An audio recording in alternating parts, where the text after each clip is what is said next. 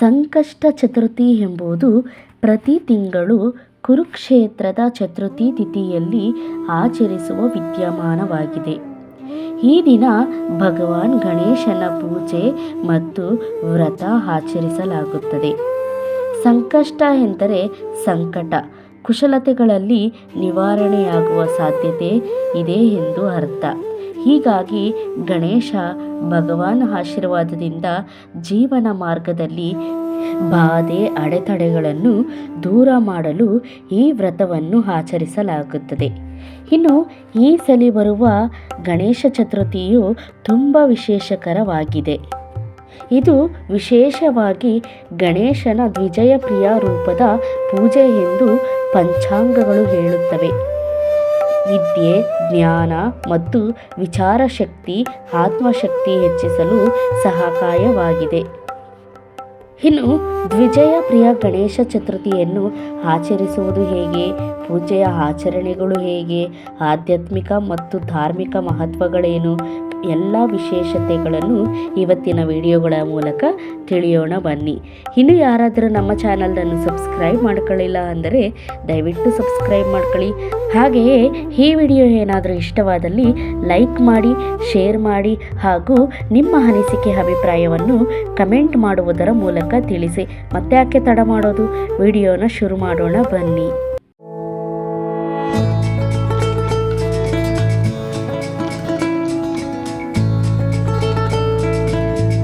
ದ್ವಿಜಪ್ರಿಯ ಸಂಕಷ್ಟ ಚತುರ್ಥಿಯು ಗಣೇಶನಿಗೆ ವಿಶೇಷವಾಗಿ ಭಕ್ತಿಯಿಂದ ಅರ್ಪಿಸುವ ಸಂಕಷ್ಟ ಚತುರ್ಥಿಯೊಂದಾಗಿದೆ. ಇದು 2026ರಲ್ಲಿ 5ನೇ ತಾರೀಕು ಫೆಬ್ರವರಿಯಂದು ಆಚರಿಸಲಾಗುತ್ತದೆ. ವಿಶೇಷ ಪೂಜೆ, ಉಪವಾಸ ಮತ್ತು ಮಂತ್ರಪಠಣೆಯಿಂದ ಈ ದ್ವಿಜಪ್ರಿಯ ಗಣೇಶ ಚತುರ್ಥಿಯನ್ನು ಆಚರಣೆ ಮಾಡಲಾಗುತ್ತದೆ.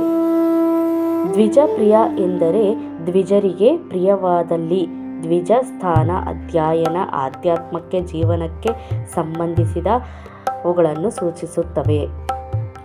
ಈ ದಿನವನ್ನು ಗಣೇಶನಿಗೆ ವಿಶೇಷವಾಗಿ ಮೇಲುಗೈ ಇರುವುದರಿಂದ ಜ್ಞಾನ, ಬುದ್ಧಿಮತ್ತೆ, ವಿದ್ಯೆ, ಏಕಾಗ್ರತೆ ಹಿತಕರವಾಗಿರಲಿ ಎಂದು ದ್ವಿಜಪ್ರಿಯ ಗಣೇಶನನ್ನು ಪೂಜಿಸಲಾಗುತ್ತದೆ.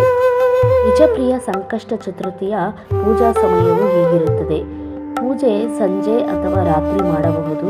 ಚಂದ್ರೋದಯದ ನಂತರ, ಉಪವಾಸ ಮುಕ್ತಾಯದ ನಂತರ, ಚಂದ್ರನ ದರ್ಶನ ಮಾಡಿದ ಮೇಲೆ ಉಪಹಾರವನ್ನು ಸೇವಿಸಬಹುದು.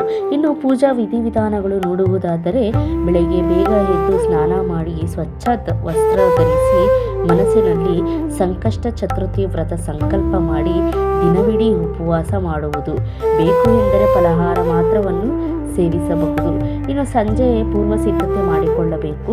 ಪೂಜಾ ಸ್ಥಳವನ್ನು ಶುದ್ಧ ಮಾಡಬೇಕು. ಗಣೇಶನ ಮೂರ್ತಿ ಅಥವಾ ಚಿತ್ರ ಇಡಿ, ದೀಪ, ಧೂಪ, ಹೂಗಳು ಇವುಗಳಿಂದ ಪೂಜೆಯನ್ನು ಸಿದ್ಧಪಡಿಸಿ ರಾತ್ರಿ ಚಂದ್ರೋದಯದ ನಂತರ ಮೊದಲು ಚಂದ್ರನ ದರ್ಶನ ಮಾಡಿ ಚಂದ್ರನಿಗೆ ನೀರು ಅಥವಾ ಆಗ್ರಹ ಅರ್ಪಿಸಿ ನಂತರ ಗಣೇಶನ ಪೂಜೆ ಪ್ರಾರಂಭಿಸಿ. ಇನ್ನು ಗಣೇಶ ಪೂಜೆಗೆ ಕೆಲವು ಕ್ರಮಗಳಿದೆ. ಹೂಗಳು, ಅಕ್ಷತೆ, ಮೋದಕ ಮತ್ತು ಸಿಹಿ ನೈವೇದ್ಯ ಇವುಗಳನ್ನೆಲ್ಲ ಇರಿಸಿ ಉಜ್ವಲವಾದ ದೀಪವನ್ನು ಹಚ್ಚಿ.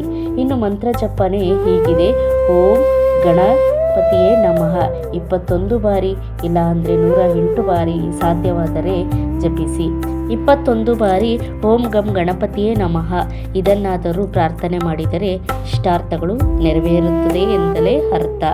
ವಿದ್ಯೆ, ಬುದ್ಧಿ, ಶಾಂತಿ, ನೆಮ್ಮದಿಗಾಗಿ ಗಣೇಶನನ್ನು ಪ್ರಾರ್ಥನೆ ಮಾಡಿ ನೈವೇದ್ಯ ಪ್ರಸಾದ ಸ್ವೀಕರಿಸಿ ನಂತರ ಊಟ ಮಾಡಿ.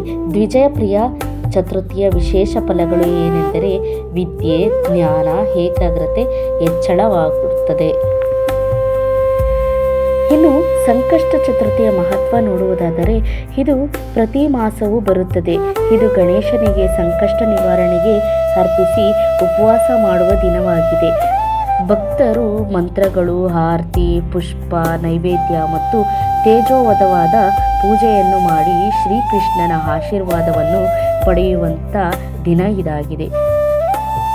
ಇನ್ನು ಚತುರ್ಥಿ ತಿಥಿಯ ಪ್ರಾರಂಭ ರಾತ್ರಿಯ 12:09 ಬೆಳಗಿನ ಜಾವ ಫೆಬ್ರವರಿ 5 ಗಂಟೆಗೆ ಶುರುವಾಗಿ ಅಂತ್ಯದ ಸಮಯ 12:22 ಫೆಬ್ರವರಿ 6ಕ್ಕೆ ಮುಕ್ತಾಯಗೊಳ್ಳುತ್ತದೆ. ಇನ್ನು ಚಂದ್ರ ಉದಯದ ಸಮಯ ಹೇಳುವುದಾದರೆ ರಾತ್ರಿ 9:30ರಿಂದ ರಾತ್ರಿ 9:40ರವರೆಗೆ ಇರುತ್ತದೆ.